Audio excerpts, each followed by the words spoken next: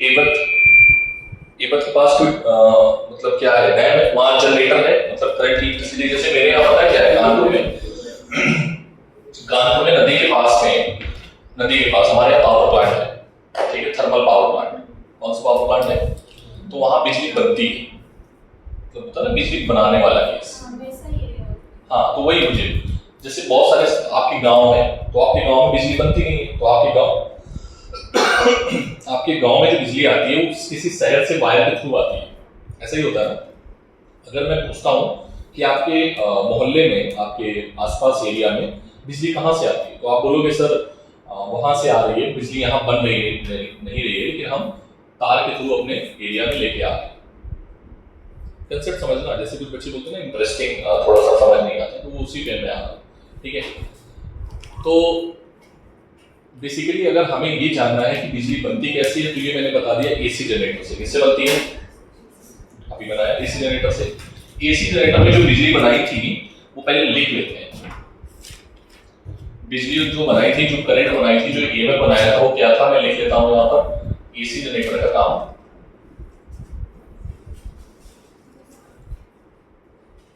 AC generator ने हमें बिजली बना के दी थी E is equals to E not sine omega T, ठीक है। ये फेज हो गया एक। आपके घर में 2 फेज आते हैं, 1 फेज आता है? सर 1 फेज आता है। फेज समझते हो? नहीं समझते हो? कभी कभार ऐसा होता है ना कि मोहल्ले में किसी की लाइट आ रही होती है, बट हमारे आस जो जगह है, हमारी जो जगह वहां लाइट चली जाती है, ऐसा भी होता है। तो फेज पे भी डिपेंड करता है। किसी के घर में 2 फेज होते हैं, किसी घर में 1 फेज होते हैं, तो फेज का मतलब भी यहीं से आता है, ठीक है।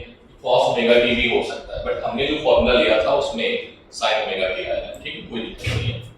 I इज इक्वल्स टू क्या आएगा, I not sin omega T, या फिर I is equals to I not cos omega T. Sir यहाँ पर E नॉट क्या था?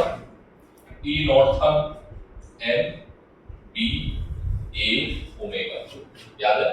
इसको मैं ऐसे याद रखता हूँ, नवाब, ठीक है। E नॉट क्या है? Maximum value. क्या बोलते हैं? Peak value. क्या बोलते हैं इसको? आपने अगर लिखा होगा ना नोट्स में, तो आपको पता चल जाएगा कि सबने ये लिखा है, पीक वैल्यू या एम्पलीट्यूड ऑफ ईएमएफ। क्या बोलेंगे इसको? कुछ भी लिखना नहीं है, सब लिखा है ऑलरेडी, ठीक है। इसका ग्राफ कैसा होता है? Like this. इसका ग्राफ कैसा होता है? लाइक दिस, ठीक है। इसको और बोलते हैं पीक वैल्यू और एम्पलीट्यूड और मैक्सिमम वैल्यू। क्या बोलते हैं दूसरा नाम? ठीक है। कितने नाम हो गए ये याद रखना, ठीक है। ये सब भी अल्टरनेटिंग करंट में यूज होंगे, ठीक है। ये सब मैंने पढ़ाया हुआ है। आई नॉट की वैल्यू क्या है बेटा? आई नॉट क्या था? ई नॉट अपॉन रेजिस्टेंस। ये आर जो है, ये रेजिस्टेंस वो वाला रेजिस्टेंस है जो कॉइल का रेजिस्टेंस ऑफर करेगा। जो कॉइल मैंने लपेट के मैग्नेटिक फील्ड के अंदर रखी हुई है, वो रेजिस्टेंस ऑफ कॉइल। देख लेना, जो चीज ना लिखी हो उसको लिख लेना, ठीक।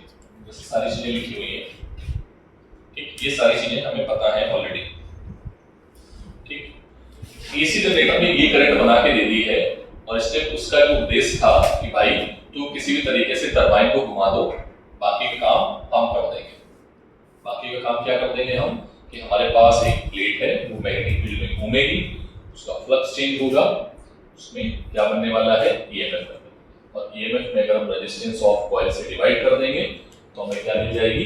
करंट। मैं जो बोल रहा हूँ अगर आप बता देंगे, बीच में क्वेश्चंस करता हूँ तो फिर भी मैं बैठा दूंगा, लेकिन ध्यान से सुनना उसके लिए, ठीक है। अब ये जो करंट बनी है या ये जो ईएमएफ बना है, इसको हमें एक एरिया से दूसरे एरिया में लेके जाना है। कैसे लेके जाओगे? जोले भर के लेके जाओगे। ऐसा तो थैला में चलो भैया 1 किलो बिजली लेके जा रहे हैं, ऐसा नहीं करोगे। क्यों? समीक्षा। कैसे लेके जाओगे बेटा? जहां पावर प्लांट बन रहा है, मतलब जहां बिजली बनी, और उसको आप अपने घर में लेके आओगे, तो कैसे लेके आओगे? वायर के। इसके थ्रू कंडक्टर के थ्रू। तो आप जाके अपनी एप्लीकेशन डालोगे, जो भी आपका एरिया में जो भी सोर्सेज है उनके पास जाओगे, हो गया बैठे। जो भी एरिया में जो भी सोर्सेज है, ठीक है, उनके पास जाओगे, भैया हमें बिजली चाहिए, हमारे घर में नया कनेक्शन लेना है, और हमें फिर वो तार वार खींचे जो भी है प्रोसेस होता है वो अपना पूरा करते हैं, है ना। यस और बेसिकली वो तार कौन से होते हैं पहले ये तो पता होना चाहिए, कंडक्टिंग होते हैं, नॉन कंडक्टिंग। बिजली बहती है केबल और केबल कंडक्टिंग। अब जब हम तार लेके आ रहे होते हैं ना, तो तार में जो करंट आ रही है कौन सी करंट है, ठीक है। यहीं पर खेल होता है, यहीं पर आता है जो टॉपिक हम पढ़ाने जा रहे हैं। कौन सा टॉपिक, कौन सा टॉपिक है, ट्रांसफॉर्मर। इसका मतलब होता है ट्रांसफॉर्मर का मतलब ट्रांसफॉर्मेशन।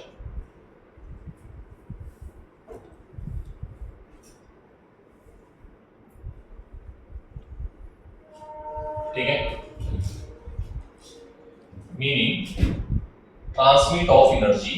क्या मतलब है, ट्रांसमिट, देखना है स्पेलिंग, ट्रांसमिट ऑफ एनर्जी, ठीक है, from one place to, from, इसका मतलब है बेटा ये जो डिवाइस है, ठीक है, ट्रांसफॉर्मेशन का मतलब है transmit of energy from one place to second place या अदर प्लेस, है ना।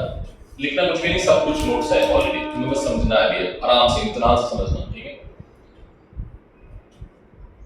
ट्रांसफॉर्मर क्या करता है, सब लोग बोलेंगे। ट्रांसफॉर्मर क्या करता है, केवल और केवल इलेक्ट्रिकल एनर्जी को ट्रांसमिट करता है। क्या करता है, करंट इलेक्ट्रिसिटी में हमने एक चीज आपको पढ़ाई थी कि जब भी हम एनर्जी को ट्रांसमिट करते हैं किसी भी कंडक्टर के थ्रू, इसके थ्रू, कंडक्टर के थ्रू, तो एक बड़ी प्रॉब्लम हमारे सामने आती है। वो क्या है, जूल्स लॉ। जूल्स लॉ कहता है कि जब भी आप कंडक्टर में किसी भी एनर्जी को फ्लो कराएंगे, ठीक है, तो उसके पास रेजिस्टेंस होता है। क्या होता है, ये फॉर्मूला कितने लोगों को याद है आपका, इनको याद है, अच्छी बात है, ठीक है। R था रेजिस्टेंस, T था टाइम, I था करंट, ठीक है। अगर हम किसी भी एनर्जी को एक जगह से दूसरी जगह ट्रांसमिट करेंगे तो वायर के थ्रू लेके जाएंगे, किसके थ्रू लेके जाएंगे, और वायर के पास क्या होता है, रेजिस्टेंस। तो रेजिस्टेंस की वजह से मैक्सिमम जो एनर्जी है हीट एनर्जी में कन्वर्ट हो जाएगी।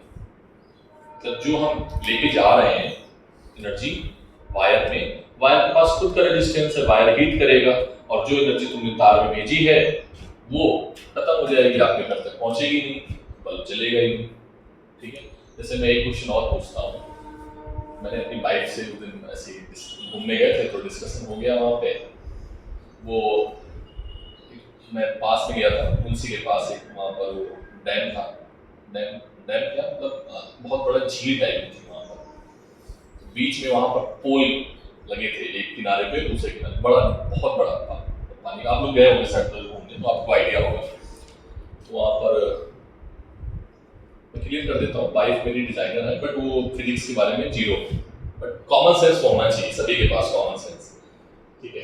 तो मैंने उसको बोला कि वो खुद ही बोलने लगी कि यार ये बताओ, ये तार अगर मान लो गिर जाए, हाई टेंशन वायर जा रहा था ऊपर से, नई सप्लाई लेके जा रहा था, और हाई टेंशन वायर अगर गिर जाए पानी में तो करंट आ जाएगा, सब मर जाएंगे। तो आप लोग क्या सोचते हो,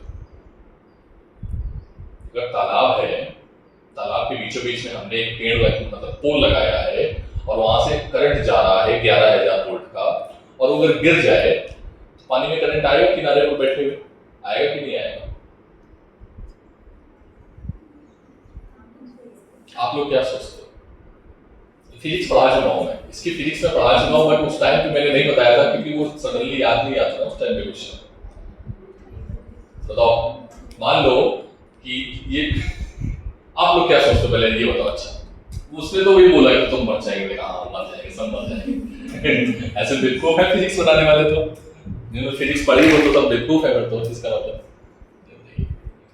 फिर उसको एक्सप्लेन किया मैंने बाद में, वो उसको समझ नहीं आया क्योंकि वो टर्म यूज ही नहीं होते उसकी लाइफ में, मतलब यूज ही नहीं है, आपको समझ में आ जाएगा तुरंत। हाँ बोलो, क्या कहते हो,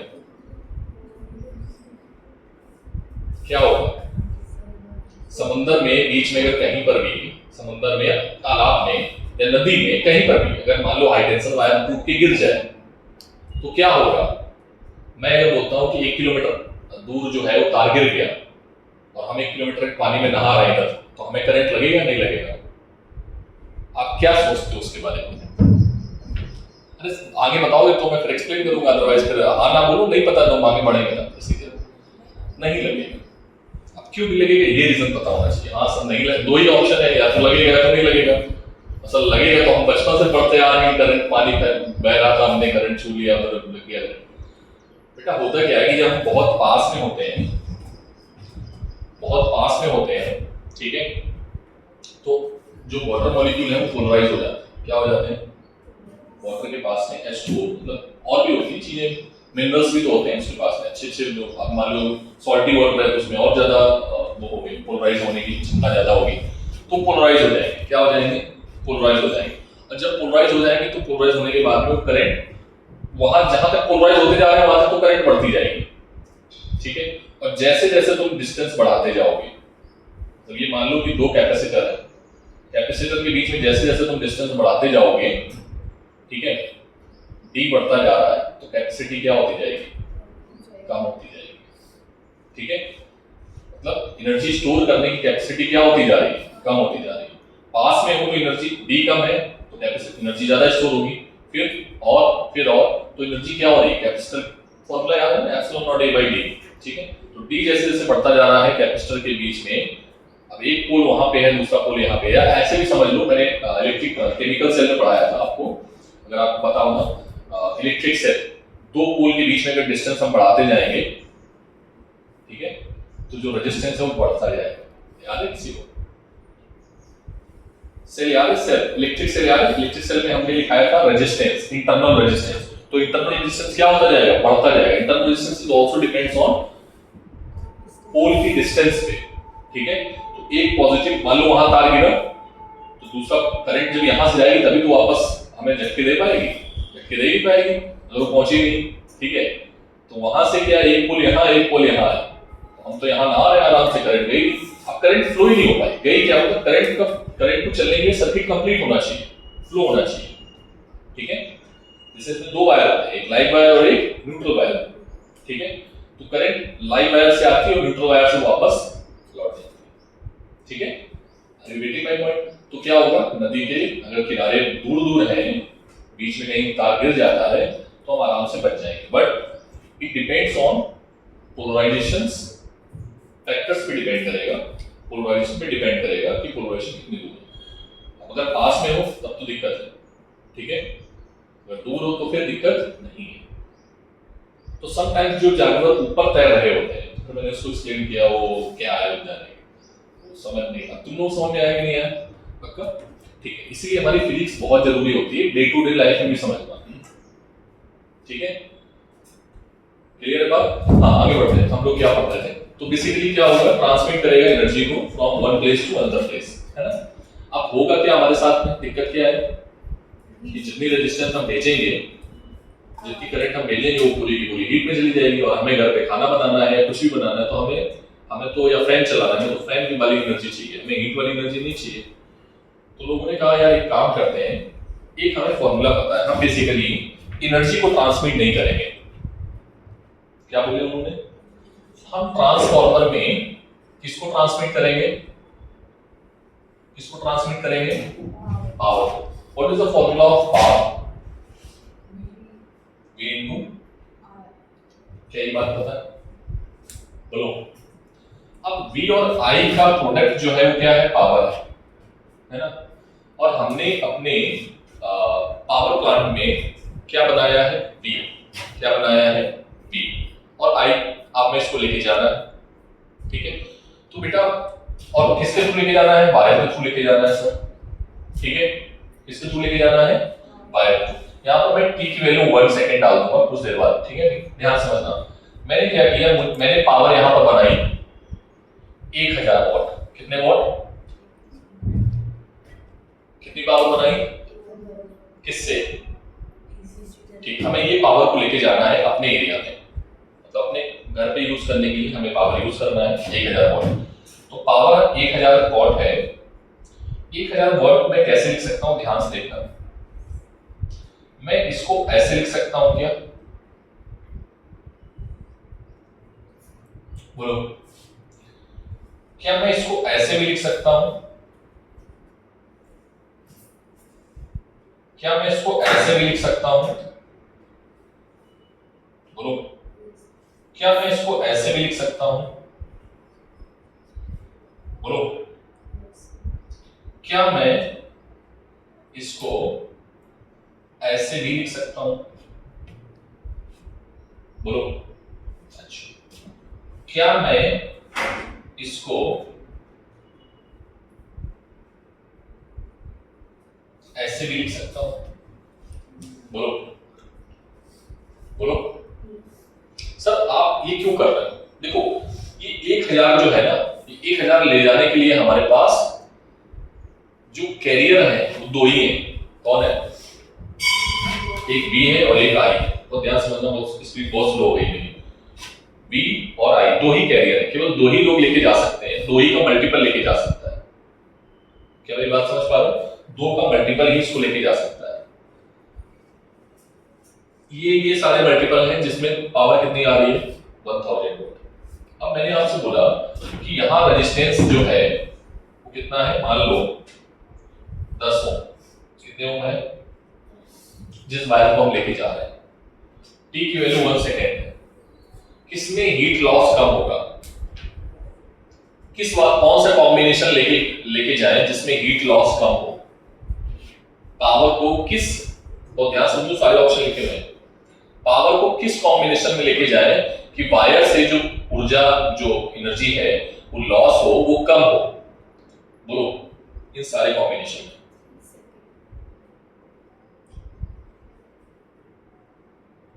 सर यहाँ पर H में I है, तो I वाला कम रखो। अगर I कम होगा, जैसे मान लो इसमें I कितना है 0.5, ठीक है, या मान लो ये है 1, तो 1 है, हमने जो 1 ये वाला कॉम्बिनेशन लेके जा रहे हैं, ठीक है, या मान लो ये वाला कॉम्बिनेशन लेके जा रहे हैं, ठीक है, थोड़ा एक समझो, ये वाला कॉम्बिनेशन लेके जा रहे हैं, है ना। हम कितनी एनर्जी लेके जा रहे हैं, 1000 वोल्ट, जिसमें 500 वोल्ट क्या है, मतलब जो ईएमएफ है वो किसमें है, 500 में, और करंट किसमें है, मतलब हमने ईएमएफ को ज्यादा रखा है, करंट को क्या रखा है, कम रखा है, ठीक है। तो करंट अगर यहाँ पर कम है तो लॉस कितना आएगा हीट एनर्जी का? करंट की वैल्यू है 4, आर की वैल्यू है 10 और टाइम है 1, मतलब हीट एनर्जी में जो लॉस होगा वो कितना होगा, 40 जूल। कितना होगा, 40 जूल। समझ में आई बात? अच्छा, अगर ये वाला कॉम्बिनेशन लेके जाओगे तो कितना आएगा, 160 जूल, ठीक है, इस वाले कॉम्बिनेशन। अगर ये वाला कॉम्बिनेशन लेके जाओगे तो कितना आएगा, 250 जूल, ठीक है। अगर ये वाला कॉम्बिनेशन लेके जाओगे तो घर पहुंचेगा ही नहीं। समझ रहे हो? पूरी की पूरी ऊर्जा जो है वो घर पे कौन खा जाएगा, तार खा जाएगी। समझ में आई बात? तो which combination is suitable for, जिसमें आई की वैल्यू कम, ठीक है, कई बात समझ में। या which combination is suitable for I के रिस्पेक्ट में होता है ईएमएफ, जिसमें ईएमएफ। अब देखो एसी जनरेटर ने हमें ईएमएफ बनाया है, उसने कहा भाई ये मैंने बना लिया, तुम लेके जाओ इसको, कैसे लेके जाना आई डोंट नो, उसको तुम देखो अपना क्या बना है। तो जहां एसी जनरेटर बने होते हैं वहां पर लगे होते हैं ट्रांसफार्मर। क्या लगे होते हैं, दो तरीके के ट्रांसफार्मर होते हैं। एक क्या करते हैं, जो ईएमएफ को घटाते हैं, और एक ईएमएफ को बढ़ाते हैं। समझ में आया? जिनको नाम हम बोलेंगे स्टेप अप और स्टेप डाउन। डाउन मतलब कम कर देना ईएमएफ को, अब एक ही रिस्पेक्ट लेके चलना, ईएमएफ का रिस्पेक्ट। इसका अगर मुझे एनर्जी को ट्रांसमिट करना है एक प्लेस से दूसरे प्लेस पे, देन ईएमएफ शुड बी लो और हाई, करंट शुड बी लो और हाई। बात समझ लो। Which multiplication you will suit? High of EMF and low of current. इसको नोट कर लेना, हालांकि है उसमें सर, तुम लोग कुछ चीजें नोट करते चलना जो मैं बोल रहा हूँ, सर ये चीजें सब नहीं है उसमें, ठीक है। बाकी तुम लोग देख लेना, इधर सुनो, बाकी देखो इधर रिकॉर्ड हो रहा है, सुन लो मत बहुत टाइम देखेंगे, रिकॉर्ड हो रहा है, जहां पर लगे कि नहीं सर समझ में आया आप देख लेना। नाउ इसके बाद मैं आपसे क्या बोल रहा हूं कि ट्रांसफार्मर हमारे जो एरिया में लगे हैं वो कौन से हैं, स्टेप अप या स्टेप डाउन? बोलो, स्टेप अप। ठीक है, कौन से हैं, कौन से लगे हैं? जो वहां से एनर्जी चली तार के थ्रू आई इस ट्रांसफार्मर में, अब हमें अपने घर में लेके जानी एनर्जी 220 वोल्ट की। तो जो मल्टीप्लिकेशन आया है एनर्जी का, पावर का, वो क्या है, यहां पर आया है कम में, यहां पर क्या आया है कम में। तो अब हमें भेजना है अलग अलग घरों में, समझ में आएगा? तो हमें क्या करना पड़ेगा, स्टेप अप बनाना पड़ेगा। क्या बनाना पड़ेगा? और वहां पर स्टेप डाउन। जब हम भेज रहे थे, मैंने उल्टा बोल दिया, जब हम भेज रहे थे तो हमें ईएमएफ क्या होना चाहिए, ज्यादा। ईएमएफ क्या होना चाहिए, ज्यादा। तो वहां पर क्या है, स्टेप अप। बात समझ आई? स्टेप अप ट्रांसफार्मर से हमने ईएमएफ को बढ़ाया, जो भी ईएमएफ मिला होगा, ठीक है, हमने क्या किया, ईएमएफ को बढ़ाया, और बढ़ाने के बाद हमने मार्केट में भेज दिया। ठीक है, बोलो, जो हमारे मार्केट में जो लगे हैं वो कौन से हैं, स्टेप अप ही है।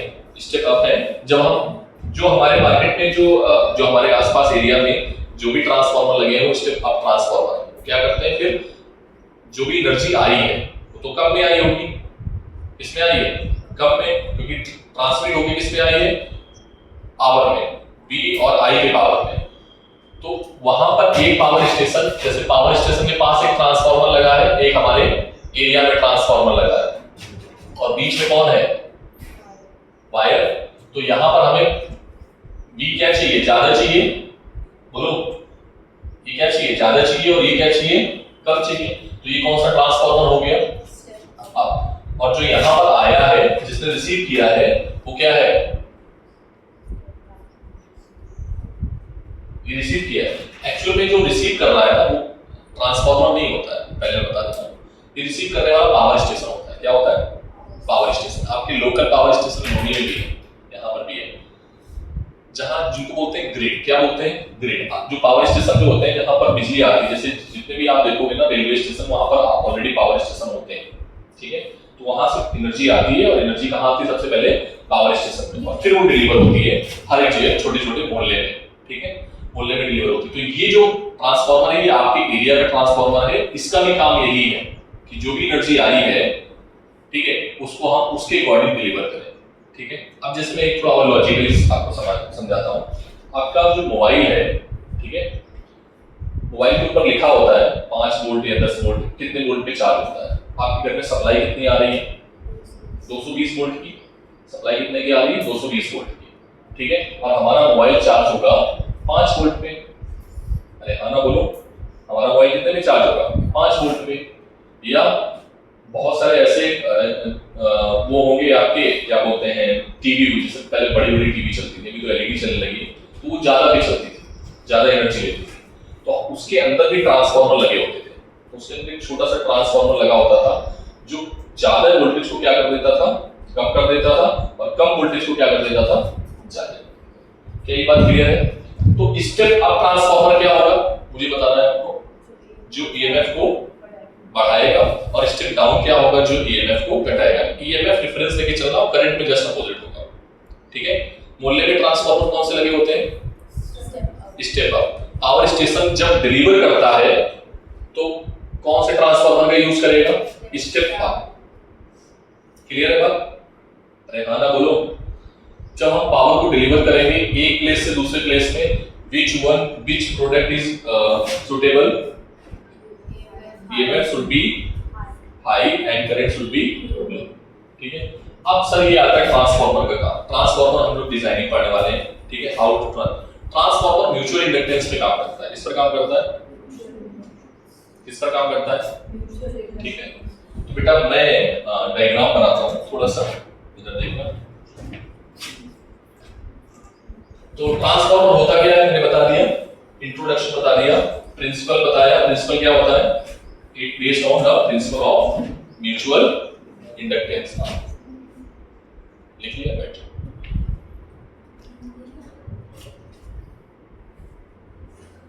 लिख लिया पक्का, तो बाकी चिल्लाने लगेंगे भी। इसको दिखा दो। इधर देखो बेटा, इसमें जो ट्रांसफॉर्मर होता है वो कुछ इस तरीके का होता है। जैसे मोटी बुक है, जैसे मान लीजिए ये बुक, चलो मैं इसको मान लेना, इमेजिन करना है मोटी, इतनी मोटी है, ठीक है, इतनी मोटी है। ये आयरन का एक टुकड़ा है, क्या ये आयरन का इतना बड़ा टुकड़ा है मेरे पास, ऐसे समझ पा रहे? और आयरन के टुकड़े को मैंने इतना फाइन कट किया है, इतना फाइन कट किया है, इसके पेजेस निकल आए, समझ लो, इतनी सीट मैंने निकाल दी। इमेजिन कर पाए? अरे हाँ ना बोलो भाई, ठीक। तो बेटा यहां पर क्या किया हमने, आयरन का एक टुकड़ा लिया है,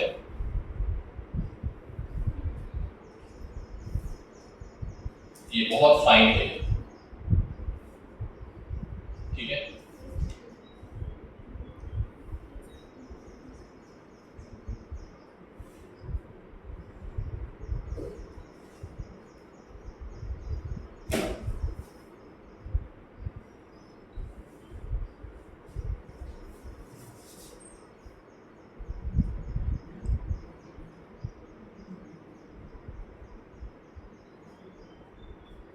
ठीक, बहुत फाइन तरीके से कट किया। और कट करने के बाद में हमने क्या किया, कट जो किया है वो इस शेप में कट किया है बेटा, याद रखना, इस शेप में कट किया है, इससे, ठीक। और मैंने सभी को स्टेपल कर दिया, ऐसे करके स्टेपल समझते हो, स्टेपल कर देना मतलब अगर बुक को हम ये सारी सीट हम लें और यहाँ पर क्या करें, ऐसे समझना थोड़ा सा ध्यान से। मैंने कट कैसे किया है, ये हमारे पास पूरी की पूरी सीट थी, ठीक है, पूरी की पूरी सीट, और मैंने पेजेस के फॉर्म में सीट कट कर ली, ठीक है, मोटी थी बहुत सारी, और यहां से थोड़ा सा ऐसे करके काट दिया, यहां से ये वाला पार्ट बीच का निकाल के फेंक दिया। सर ये फेंक क्यों रहे हो, सब मैं बताऊंगा, वेट वेट समझना, आज जाके मोहल्ले में ट्रांसफॉर्मर को भी देखना जाएगा तुम लोग, ठीक है। फिर से देखो, मैंने मोटी सी आयरन का वो लिया था, गुड का ब्लॉक, और उसको हमने इस तरीके से बहुत फाइन कट किया, कट करते गए लाइक पेजेस के फॉर्म में, पेजेस तो ज्यादा हो गया, सीट समझते हो, चादर जो जिससे दरवाजे बनते हैं, उस तरीके से उसको कट किया और बीच से वाला पार्ट निकाल के फेंक दिया। तो आपको बीच वाला जो पार्ट आप निकाल के फेंकोगे, तो बीच वाला पार्ट रहने दो, इधर वाला पार्ट फेंक दो, इधर वाला पार्ट फेंक दो, ठीक है। तो आपको एच दिखेगा, एच को घुमा, सॉरी ई दिखेगा, ई क्या दिखने वाला है, ये ई है, देखो बेटा दिख रहा है ई, अगर इसको ऐसे घुमा, अरे हाँ ना बोलो भाई, पक्का समझ में आई बात? अच्छा देखना इधर से, मैंने क्या किया है, ये वाला पार्ट निकाल के, ये वाला पार्ट निकाल के फेंक दिया, ये वाला पार्ट निकाल के फेंक दिया सभी सीट का, और यहां से सीट को कट कर दिया, ठीक। इमेजिन कर पाए पहले तो ये बताओ, कर लिया। अब मार्केट से हम वायर लाए, कौन से wire, copper wire. Copper wire जब किसी घर में वायरिंग हो तो देखना, जिसके घर में वायरिंग हुई हो, नया नया घर बनाओ, तो जो वायर आता है कॉपर वायर, वो इस तरीके से लपेटा हुआ फॉर्म में आता है, ठीक है, इस तरीके से लपेटा जाता है, ठीक है। किस तरीके से,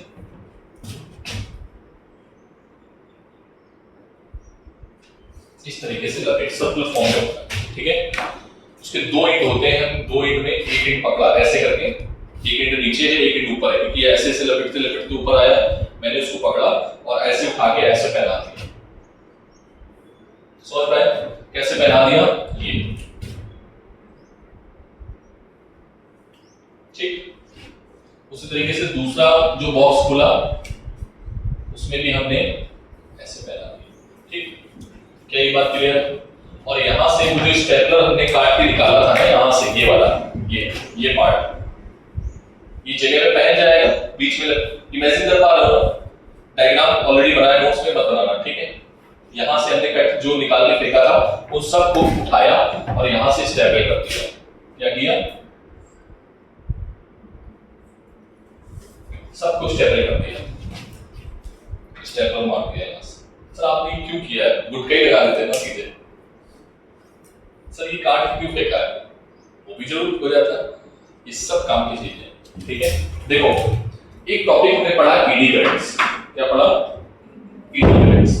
ईडी करंट्स क्या है, ईडी करंट्स क्या है, जब भी करंट आएगी, समस्या पता है क्या आती है, समस्या ये आती है कि हमारे पास कौन सी करंट आ रही है ट्रांसफार्मर से, कौन, अल्टरनेटिंग करंट, और अल्टरनेटिंग करंट का मैग्नीट्यूड हमेशा टाइम के साथ चेंज हो रहा है, क्या हो रहा है, और टाइम के साथ अगर करंट चेंज हो रही है तो मैग्नेटिक फ्लक्स चेंज हो रहा है, मैग्नेटिक फ्लक्स चेंज हो रहा है तो ईडी करंट बनेगी, और ईडी करंट को किससे पास कर रहे हो, मेटल की शीट से, तो ज्यादा से ज्यादा हम जितनी एनर्जी भेजें वो लॉस हो जाएगी यहाँ पे, ठीक है। तो ईडी करंट लॉसेस को कम करें, इसलिए हम यहाँ पर क्या करते हैं, फाइन कट करके शीट्स को बनाते हैं, यस और नो, ये रीजन है, ठीक है। दूसरा रीजन क्या है कि सर आपने ये शेप क्यों दिया है और मटेरियल आपने आयरन का ही क्यों लिया, क्योंकि फेरोमैग्नेटिक मटेरियल जो होता है वो ज्यादातर अपने अंदर मैग्नेटिक फ्लक्स को कैरी कर सकता है। अरे हाँ ना बोलो। तो मान लो प्राइमरी कॉइल होती है, कौन सी कॉइल होती है, इसको बोलते हैं प्राइमरी कॉइल, जिसमें हम करंट का इनपुट डालते हैं, क्या डालते हैं, इनपुट, उसको बोलते हैं प्राइमरी कॉइल, क्या बोलेंगे, और जिससे हम आउटपुट लेते हैं उसको क्या बोलते हैं, सेकेंडरी कॉइल। हो गया ना सबका।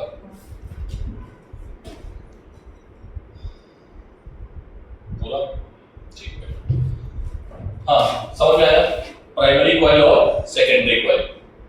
पहले इधर समझ लो, जो लोग लिख रहे हैं पता है वो बैठने के चक्कर में समझ नहीं रहे हैं, ऑब्वियसली कोई मतलब नहीं है। तो हमें देखो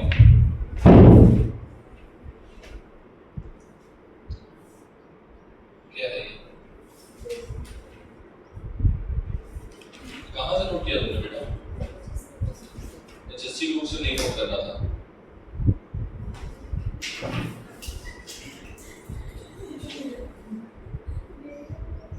और कितने एसएससी ग्रुप से नोट किया है, उससे मेरे नोट से नोट करना है, ठीक है। बातें मत करो बेटा, समझा रहे हो, बहुत बड़ा टॉपिक है ये इधर देखो। तो इनपुट क्या है, इनपुट क्या है, जहां पर हम प्राइमरी कॉइल, इसको बोलते हैं प्राइमरी कॉइल, क्या बोलेंगे, प्राइमरी कॉइल वो कॉइल होती है जिसमें हम इनपुट को डालते हैं, और सेकेंडरी कॉइल कौन सी होती है, जिसमें हम आउटपुट को लेते हैं। क्लियर है बात, बोलो। अब हमारे घर में, हमारे एरिया में ये ट्रांसफार्मर लगा है और हमें यहां से वोल्टेज क्या करना है, कम करना है। अगर हमें कम करना है तो यहाँ नंबर ऑफ टर्न्स को कम कर दो। ईएमएफ का फॉर्मूला क्या होता है, E is equals to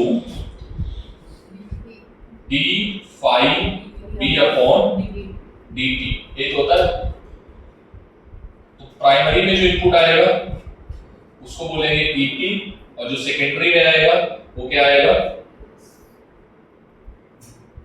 बोलो, ES।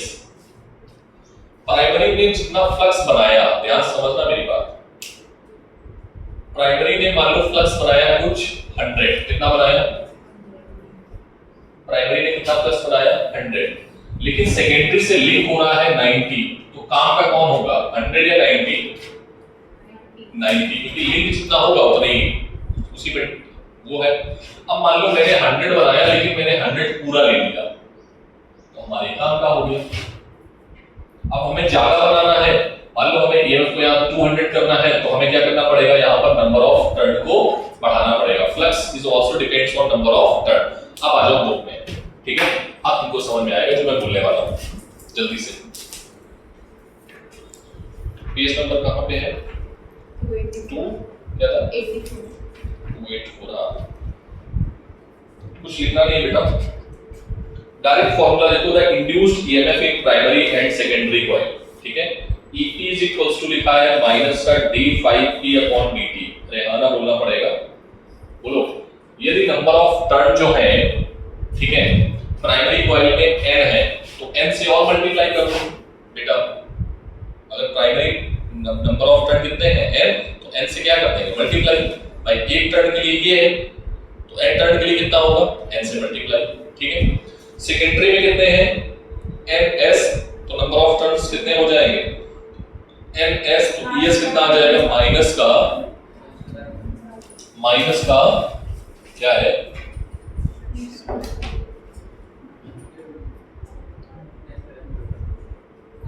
कहां हो रहा है, जो सुनाई दे रहा है,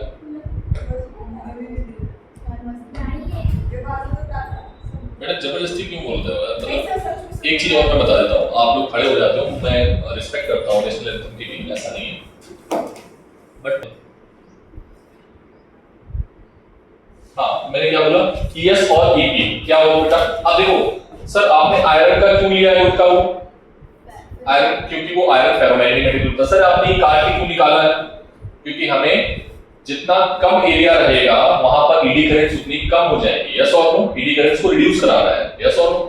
अब यहाँ पर मान लो ये एरिया और होता तो ईडी करंट्स यहाँ पर ही बनती, समझ। तो इसको हमने बाहर निकाल के फेंक दिया। क्यों फेंक दिया, तभी देखना वहां पर कभी ट्रांसफार्मर का ध्यान से देखो तो प्लेट के फॉर्म में बना होता है, ठीक है, अच्छे से देखना है, ठीक है, इतनी बात क्लियर है, ठीक है।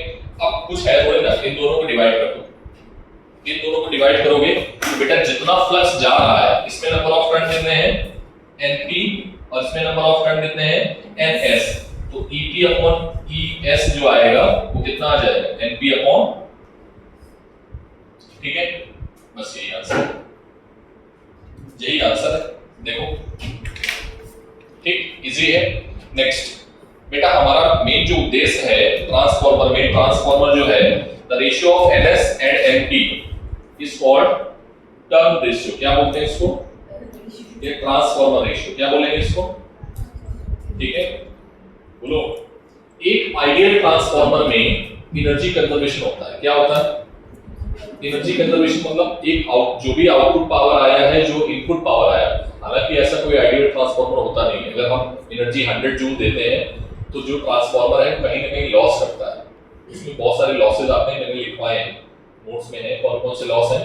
फ्लक्स का लॉस है कि इसने जितना जितने फ्लक्स बनाया ये फ्लक्स लिंक होते होते होते यहाँ पर नहीं आ पाया, मतलब इसने 100 लाइंस बनाई और उसके पास कितनी आ पाई, सिर्फ और सिर्फ 50 आ पाई, तो बाकी 50 क्या होगी, चली गई, बाहर निकल गई। तो फ्लक्स लॉस भी होता है, न्यूमिंग लॉस भी होता है, एनर्जी के लॉस होते हैं, बट इसमें लिखा हुआ है आइडियल ट्रांसफार्मर। क्या लिखा हुआ है, तो आइडियल मतलब नो लॉस। क्या होगा, मतलब input power is equals to output power. Input क्या है, EP IP is equals to ES IS, तो ES upon EP is equals to IP upon IS. इन दोनों इक्वेशन को कंबाइन करो, जो इक्वेशन 49 है 50, तो क्या आएगा, ES upon EP is equals to NS upon NP is equals to IP upon IS. कोई दिक्कत, इस इक्वेशन को ब्रैकेट में बंद कर देना। अब देखो अगर हमें स्टेप अप ट्रांसफार्मर बनाना है, क्या बनाना है, स्टेप अप, इधर देखो बेटा, तो हम यहाँ पर नंबर ऑफ टर्न ज्यादा करते हैं, अरे हाँ ना बोलो, तो नंबर ऑफ टर्न अगर ज्यादा करेंगे तो ईएस बढ़ जाएगा, और अगर स्टेप डाउन बनाना है तो नंबर ऑफ टर्न को क्या करते हैं, कम करते हैं। तो एनएस अगर छोटा होगा, इधर देखो एनएस अगर छोटा होगा तो कैसा ट्रांसफार्मर होगा, हाँ स्टेप डाउन, और एनएस अगर बड़ा होगा तो आप इसको उल्टा समझो, अगर प्राइमरी में नंबर ऑफ टर्न ज्यादा है तो कैसा ट्रांसफार्मर है, स्टेप डाउन। वेरी गुड, समझ में आया, उल्टा भी पढ़ना है ना हमें, तो देखते हो नीट वाला कैसा घुमाता है। अच्छा साथी तो एक ही सिखाया था, एनएस और एनपी पे याद रखना, ठीक है।